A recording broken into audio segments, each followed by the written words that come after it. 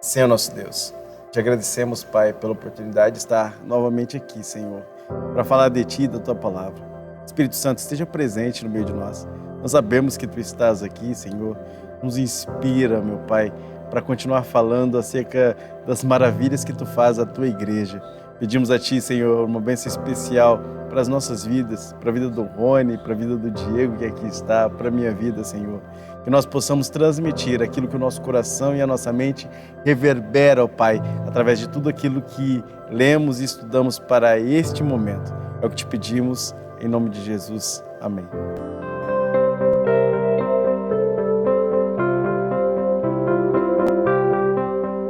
A paz do Senhor, meus irmãos. Muito bom estar aqui de volta com vocês para falar sobre dons espirituais. Este segundo trimestre de 2021 das lições bíblicas da Escola Bíblica Dominical. Estamos aqui no Templo da Assembleia de Deus, no Ministério do Belém, em Presidente Prudente, para discutir a segunda lição, sobre esse tema tão importante. E o título dessa lição, trazida aí pela visão e perspectiva do pastor Reinaldo Renovato, é o propósito dos dons espirituais. Então, o foco aqui vai ser o propósito destes dons, que já trouxemos as considerações iniciais na primeira lição. Por isso, se você não assistiu, assista lá e acompanhe conosco, já se inscrevendo no canal, já ativando o sininho de notificação, já também curtindo e comentando sobre esta e outras lições que estão disponíveis. O textuário desta lição vai dizer o seguinte: assim também vós, como desejais dons espirituais, procurai sobejar neles para a edificação da igreja. 1 Coríntios, capítulo 14, versículo 12. A verdade prática vai esclarecer ainda mais. Os dons são recursos concedidos por Deus para fortalecer e edificar a igreja espiritualmente. Essa nossa leitura, a base de discussão da nossa lição, estará na carta de 1 Coríntios, capítulo de número 12, versos de 8 a 11, e também o capítulo 13, versículos 1 e 2. E para trazer as considerações iniciais, já introduzir vocês sobre este importante tema, sobre o propósito dos dons espirituais, está aqui meu amigo Diego. E aí, Diego, bom dia. Bom dia, Júnior. Bom dia, irmãos. Paz do Senhor Jesus. Alegria mais uma vez estarmos juntos aqui para transmitir, para subsidiar você, amante da Escola Bíblica Dominical, especialmente professor da EBD, com relação a este segundo assunto, como o Júnior colocou, que afunila os propósitos dos dons. Nós temos aqui de antemão uma informação introdutória essencial para aquilo que de início pretendemos abordar. O verdadeiro propósito dos dons espirituais, vai dizer o pastor Reinaldo Renovato, que é edificar-nos e unir-nos. Essa pluralidade está contemplada no conceito eclesiástico, no conceito de igreja. Então, se existe um propósito específico para o exercício dos dons, ele é duplo, né? Específico, mas é duplo. Edifica e unifica a igreja de Cristo. Num primeiro momento, a abordagem é: os dons não são para elitizar o crente. Vou repetir a temática. Os dons não são para elitizar o crente. Perceba, irmãos, que a priori o pastor dialoga sobre a igreja coríntia, né? Nós fizemos essa afirmação, trouxemos essas informações na primeira lição, informações culturais, inclusive, a respeito da igreja de Corinto. Algumas delas se faz necessário reconstruir. Tá? Nós estamos diante de uma cidade em alta planície, nós tínhamos uma via de tráfego de norte a sul. Júnior já colocou a questão do distanciamento de 60 a 70 quilômetros de Atenas, a questão dos Jogos Olímpicos, a popularidade comercial, a figura cultural dos moradores de Corinto em classe média alta, enfim. Agora, um fator que precisa também ser ressaltado é que nesse período de 1 ano e 6 meses que o apóstolo passa na cidade de Corinto, ele tem a companhia de algumas pessoas que auxiliam o seu ministério, a começar por Priscila, Áquila e depois, consequentemente, por Silas e Timóteo. Nós, inclusive, mencionamos, e se faz necessário rememorar, alguns problemas que surgiram após a ida de Paulo daquela comunidade na igreja em Corinto. Problemas de divisões, de imoralidade, da liberdade cristã, os próprios dons espirituais e outros que são elencados somente nessa primeira carta. Com relação aos dons espirituais, já que estamos falando da igreja Corinto em especial, nós percebemos que o capítulo 1, versículo 7, Paulo compreende essa igreja como aquela que nenhum dom lhe faltava.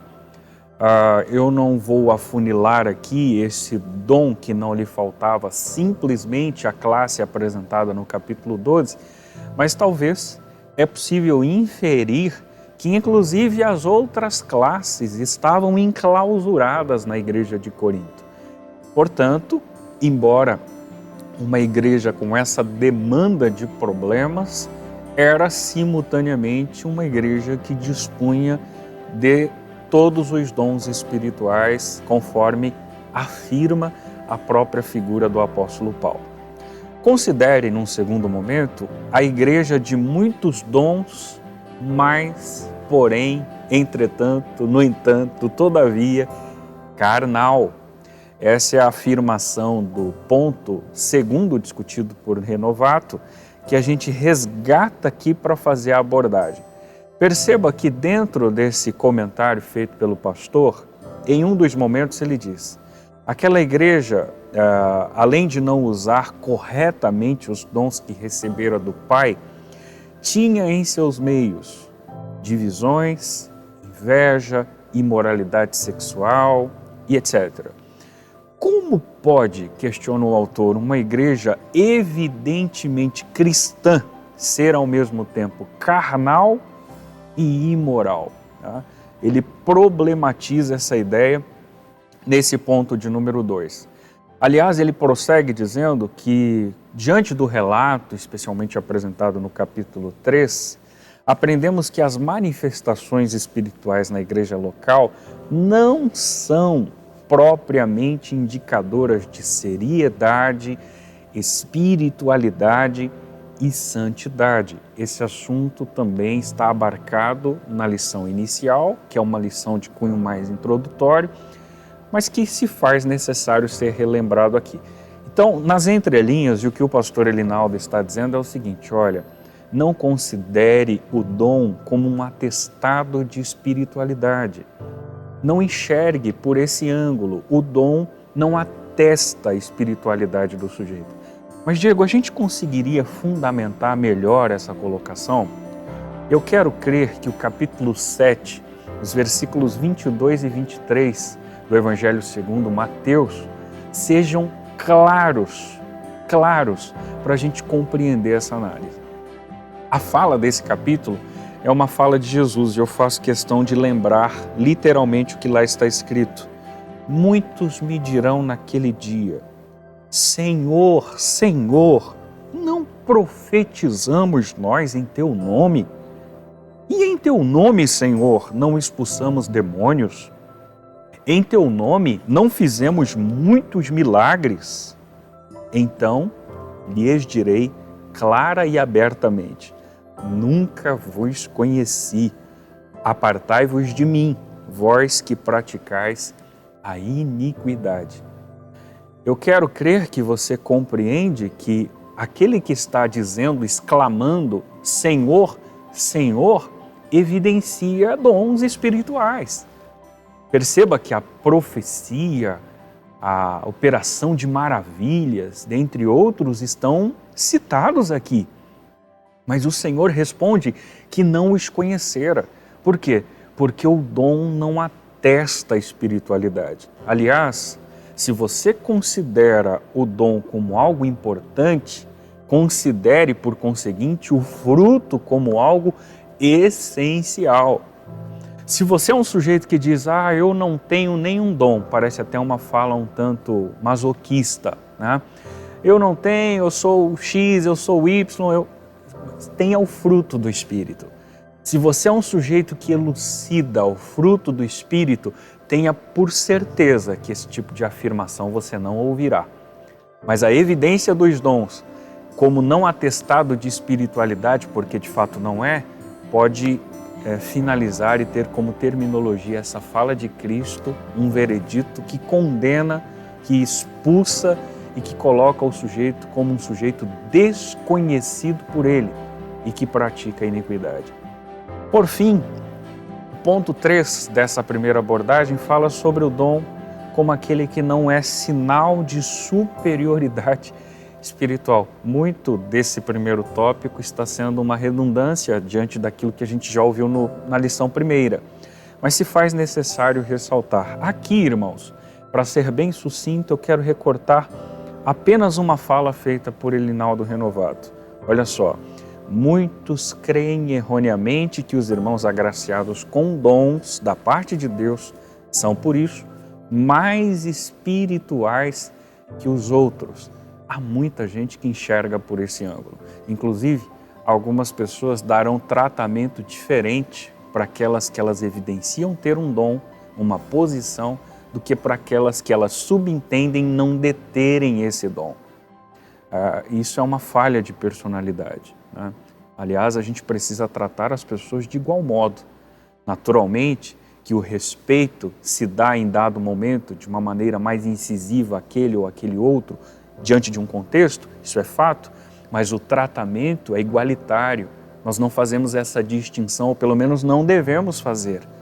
Agora, eu queria finalizar essa exposição ressaltando o fato do dom não ser esse atestado de espiritualidade, mas incentivando ou influenciando você a não abandonar os cultos de ensino da sua igreja, as escolas dominicais da sua igreja, a não deixar de lado o sermão do seu pastor.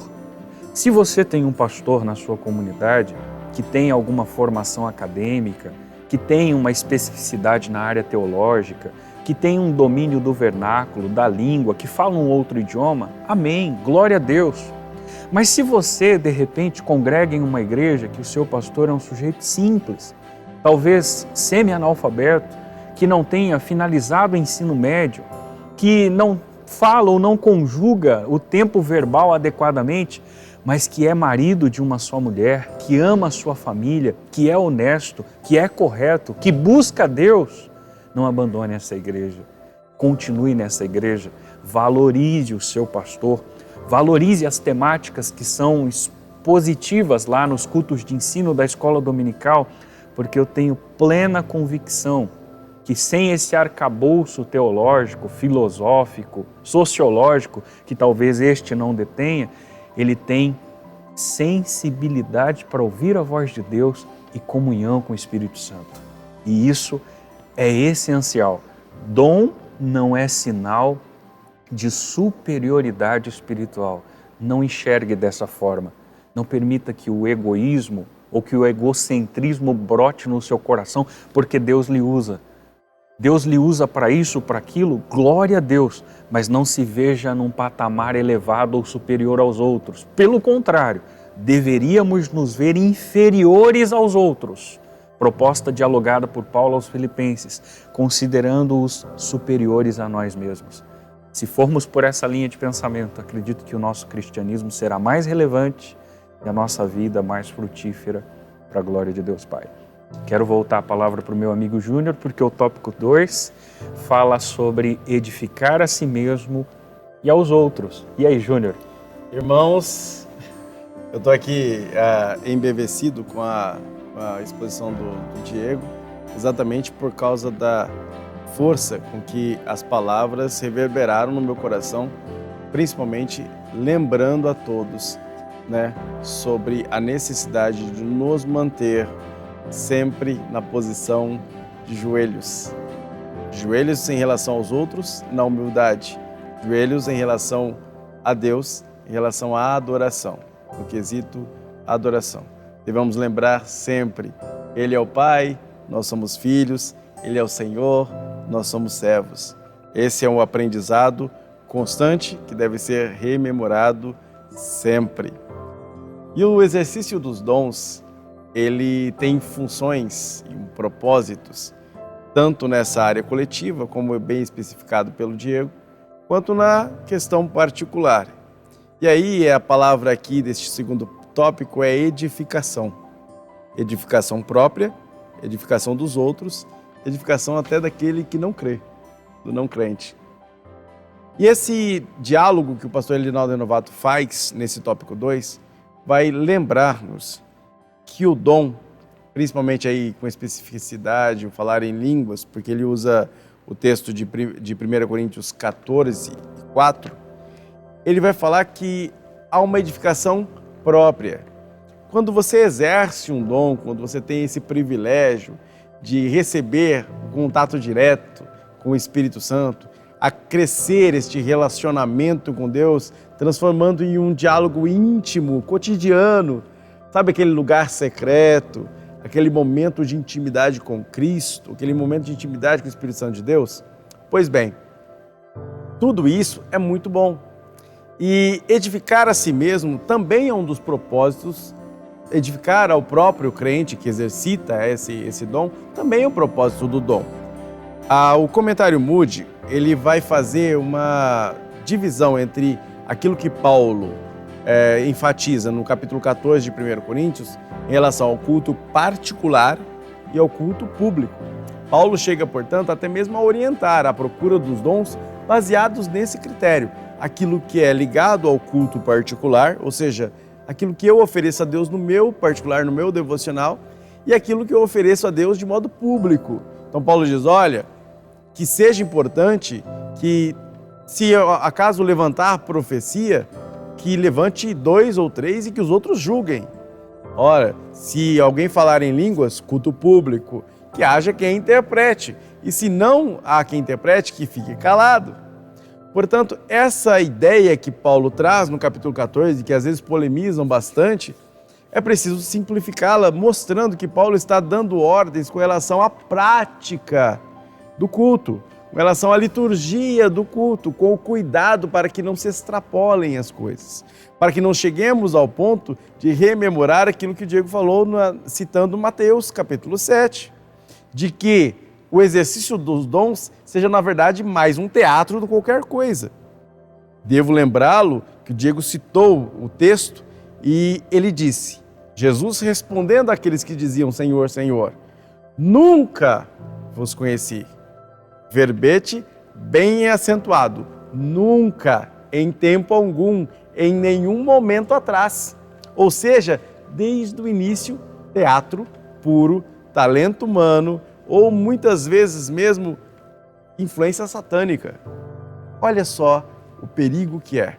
E por que o Diego acentuou tanto? Eu acho tão fantástico isso, de que o fruto é essencial. Porque o dom é o brilho da árvore. Sabe aquelas luzes que você coloca na árvore de Natal? Sabe aquelas bolinhas todas coloridas? Legal, é o ornamento da árvore. Porém, é acessório. Já o fruto é aquilo que define a árvore, porque a árvore vai ser definida pelos frutos que ela dá. Portanto, o fruto é essencial. A gente consegue mentir nos ornamentos, mas não no fruto. Por isso é importante que lembremos que o dom exercido é lindo, é maravilhoso, edifica-nos e ele serve para isso. Porém, não podemos deixar que isto suba ao coração e caiamos no primeiro pecado, o pecado favorito do diabo, o orgulho. O fruto também tem o propósito de edificar aos outros. E aí entra essa questão do orgulho de novo. Porque o fruto, o dom, ele tem mais relação com essa questão da edificação mútua. Em que, no exercício do culto público, a profecia encoraja a igreja. As línguas incentivam os irmãos a proclamar Deus, faz aquele retorno de toda a alma crente, louvando ao Senhor na língua celestial, buscando comunhão com aqueles estrangeiros que adentram o recinto, tanto glossolalia quanto xenolalia. Portanto, o exercício do dom espiritual, ele edifica também ao outro, e também deve ser buscado isso, porque a igreja de Corinto era acusada de falta de empatia, de falta de altruísmo. Cada um buscava o seu próprio prazer, até mesmo no contexto cristão. Esse hedonismo gospel, se é que eu posso chamar assim, né, existia e infelizmente existe até hoje. Sabe aquele negócio de eu quero sentir, eu quero sentir, eu quero sentir e pronto? Não importa qual é o versículo bíblico que está sendo lido. Não importa se está sendo pregada a palavra. O que eu quero saber é sentir. Há aquela bagunça total no culto. Sai para fora. Irmão, qual foi o texto que o pastor pregou? Faço a mínima ideia, mas que o Espírito estava operando, estava operando. Você não faz a mínima ideia mesmo. Aquele negócio, não, o fogo está caindo. Calma aí, irmão. Calma com esse fogo aí, que às vezes esse fogo é consumidor e não, na verdade, restaurador.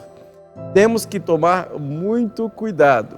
O objetivo do culto público, o exercício do dom, é a edificação mútua e a glorificação de Deus. Se não houver essas duas coisas, é egoísmo, meninice, e aí eu vou usar uma palavra um pouco mais forte, palhaçada. Tome muito cuidado com relação ao exercício dos dons. Procure os melhores dons. E o que Paulo está querendo dizer com isso? Procure os melhores dons. Ele está dizendo, procure dons que não só edificam a você mesmo, mas que edificam também a sua igreja, que edificam também ao outro. Que aquele que está triste, ao receber a profecia de que Deus vai mudar aquela história, possa crer e ficar feliz. Que aquela mulher que sofre porque não tem filhos, ao receber a profecia diretamente de Deus, de que ela vai engravidar porque Deus tem um propósito nisso, fique feliz. E aí, ao engravidar e ver o filho nascer, lembre-se de que Deus revela antes e com o tempo, dizendo que que aconteceria aquilo. Portanto, é preciso lembrar de forma altruísta e não egoísta de que o dom também tem o propósito de edificar aos outros. Por fim, o dom também edifica o não crente. Paulo diz isso também na sua carta a Corinto, dizendo, olha, o dom exercido também vai reverberar naquele que não crê, naquele que chega incrédulo e de repente lhe é revelado seus segredos mais íntimos. Muitas vezes se surpreende pela ação espiritual de Deus no culto. E aí passa a crer. Quero um exemplo bem categórico, acho bem fácil de perceber, é o caso da mulher samaritana, quando Jesus a encontra. Quando ela vai até o povo, dizendo, olha, encontrei o Messias, achei o Messias, achei o Messias. Ela diz, olha, encontrei um que revela todas as coisas que ando fazendo. O que surpreendeu, que fez com que ela cresce ainda mais, fosse o fato de que Jesus a havia revelado a ela que ela já tinha tido vários maridos e que o que ela estava atualmente não era dela. Ou seja, o exercício do dom de profecia que Cristo manifestou ali fez com que ela cresce. Ela era uma não crente.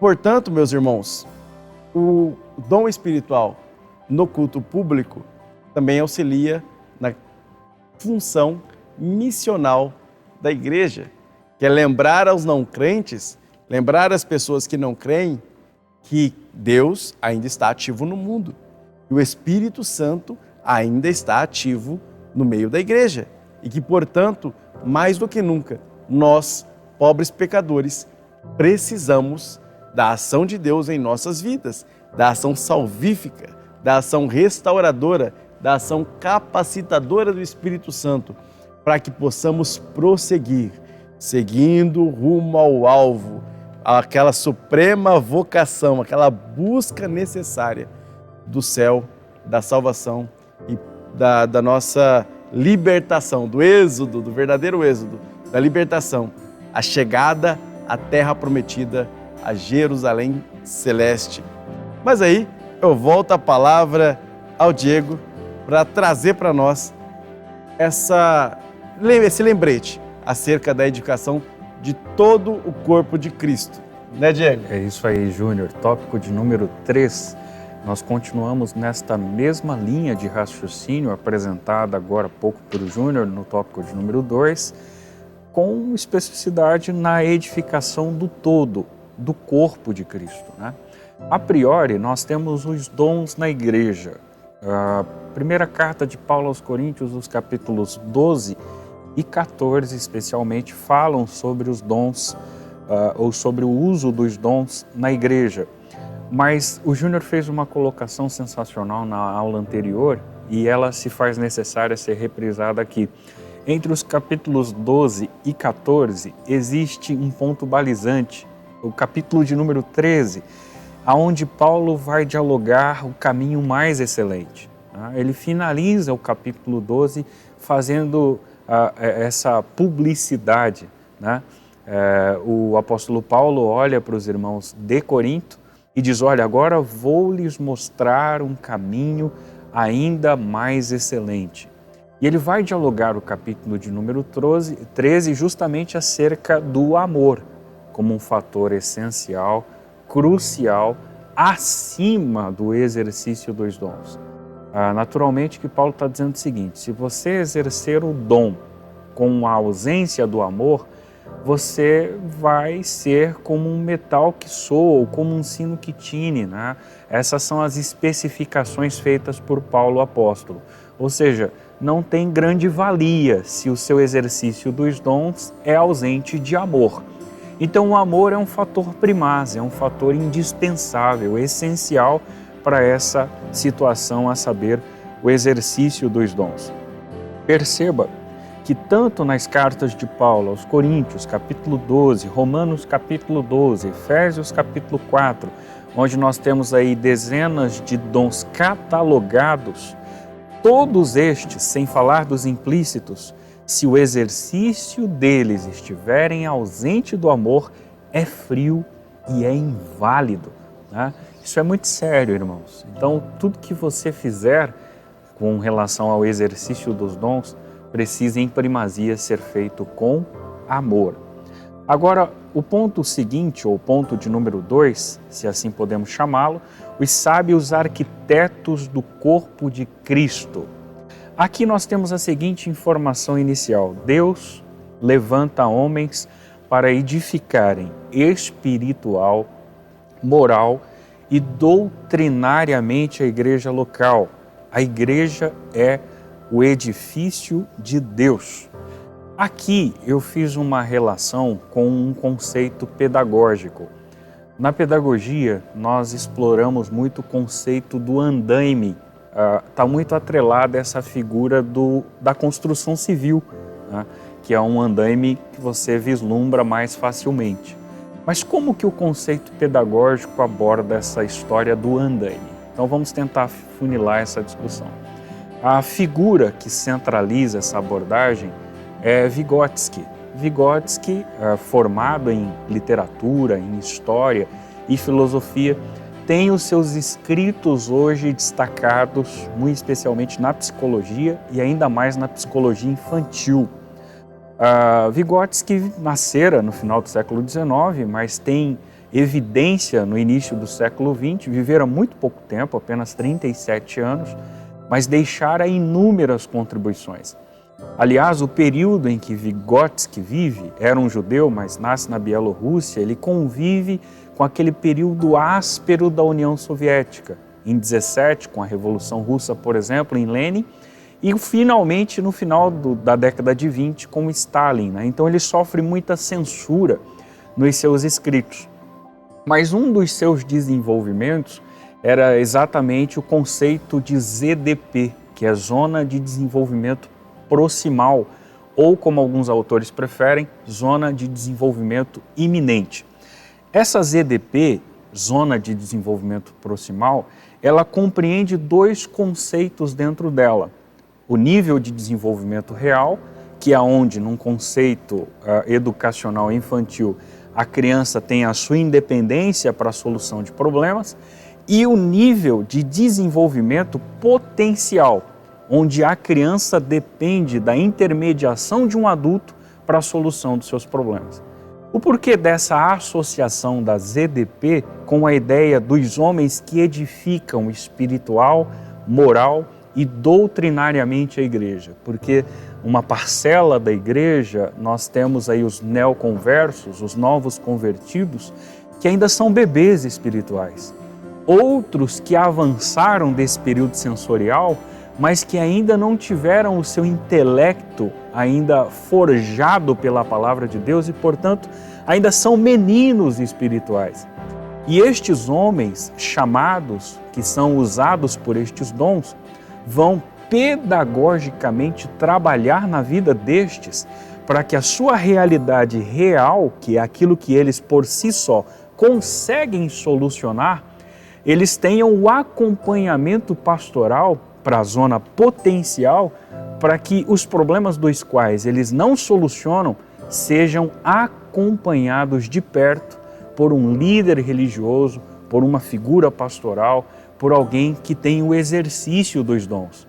Então, digamos que nós temos uma ZDP cristã, nós temos pessoas que por si só têm o alcance da solução dos seus problemas, mas que a maioria dos casos que são mais complexos, mais ácidos, mais difíceis, elas precisam destes sujeitos, destes homens, que têm o exercício dos dons, para edificarem a sua vida espiritual, moral e elucidar a figura doutrinária a essa igreja local. Eu achei isso relevante, fiz essa associação, inclusive essa doutora Tereza Cristina Rego, nesse livreto, um livreto muito pequeno, ela fala exatamente sobre Vygotsky, além de vários outros materiais, e ela traz essas informações, naturalmente, que com um cunho educacional, ela não faz nenhum tipo dessa associação com o movimento cristão, até porque o livro é de cunho educacional, mas eu achei relevante fazer essa associação com a nossa vivência cristã. E aí fecha, portanto, então, Diego, a ideia do andaime. Veja bem, isso se relaciona com a vida cristã porque os sábios arquitetos, e já que estamos falando de arquitetura, e que está muito a ver com a ideia da construção civil, porque o arquiteto, assim como o engenheiro, lida muito com essa proposta, os sábios arquitetos do corpo de Cristo são andaimes para a igreja local. Por quê? Porque eles fazem com que estes sujeitos evoluam, cresçam, amadureçam, desenvolvam ainda mais a sua personalidade e a sua vivência cristã. Por isso, estes arquitetos exercem esse papel de elevação, agora chamado como andaimes. Mas no terceiro momento eu fecho o raciocínio falando dos dispenseiros dos dons, que é uma fala de Pedro na sua primeira epístola, no capítulo 4. Mas eu recorto uma análise feita por Elinaldo Renovato, quando ele diz: o dispenseiro adquiria os mantimentos, zelava para que esse não estragasse e os distribuía para a alimentação da família. Agora veja bem, desta forma, diz o autor, os dispenseiros da obra do Senhor devem alimentar a família de Deus. Precisam ter o cuidado no uso dos dons concedidos pelo Senhor para prover a alimentação espiritual. O saudoso pastor Antônio Gilberto dizia que o uso dos dons sem Bíblia é uma ação antibíblica. Então, todo e qualquer sujeito que se executa dos dons sem fundamentação bíblica, ele logo constrói uma ação antibíblica. E nós temos uma gama de pessoas bagunçando, né, esse movimento cristão importante, porque nós cremos de fato, nós não elucidamos a perspectiva de que esses dons cessaram, nós não somos cessacionistas, nós cremos que os dons podem ser encontrados, buscados e exercidos hoje, mas eles precisam ser exercidos com responsabilidade, com prudência, né? E é isso a ideia que Antônio Gilberto tenta reverberar. Sem a Bíblia, a ação dos dons é antibíblica. E eu finalizo com o discurso feito por Pedro na sua primeira carta, o capítulo 4, os versos 10 e 11, quando ele diz: cada um administre aos outros o dom como recebeu, como bons dispenseiros da multiforme graça de Deus. Se alguém falar, fale segundo as palavras de Deus. Se alguém administrar, administre segundo o poder que Deus dá, para que em tudo absolutamente tudo, Deus seja glorificado por Cristo, a quem pertence a glória e o poder para todo sempre. Acho que é isso, Júnior, para essa exposição do tópico 3. São estes os elementos que achamos por vitais serem compartilhados com os nossos irmãos. Irmãos, o Diego está sendo nosso arquiteto aqui, viu? E esse conteúdo tem relação direta com a necessidade da igreja em ser estruturada e Deus provendo esta estrutura, quer seja para a edificação do corpo como estrutura, como treliça, né? Como instituição, quer seja para a edificação, para a expansão do reino de Deus e a atividade da igreja, a atividade missional da igreja. E exatamente isso é a conclusão dessa nossa lição. O dom, ele não serve para proveito próprio, ele não tem o objetivo de enaltecer pessoas, uma figura ou outra, mas o propósito dos dons são diretamente relacionados à missão que Deus nos deu de ampliar, de proclamar o reino de Deus. Estamos avisando que um rei está vindo. Estamos aqui para mostrar que os cidadãos deste reino já estão presentes no mundo e que este reino será definitivamente implantado quando o rei chegar. E tem um hino muito bonito que diz: o rei está voltando. Por isso, meus irmãos, lembre-se, o exercício dos dons é uma proclamação do reino. O exercício dos dons não é para enaltecer você que é o servo, mas enaltecer o rei que está vindo.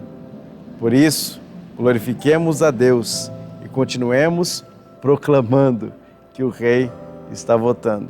Amém, meus irmãos? Esta lição foi bênção, acredito que para mim, para você, para nós que estamos aqui sentindo o Espírito de Deus nos tocando enquanto falamos a vocês.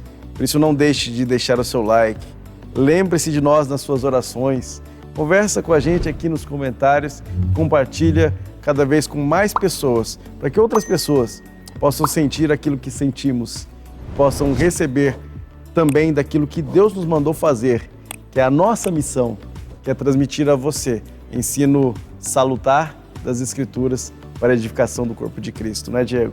É isso mesmo, Júnior. Nós estamos aqui, irmãos, e ficamos muito felizes em poder contribuir com você através da palavra de Deus. Que possamos seguir firme nessa perspectiva agora sobre os dons espirituais e que Deus nos use para a sua própria glória, em nome de Jesus.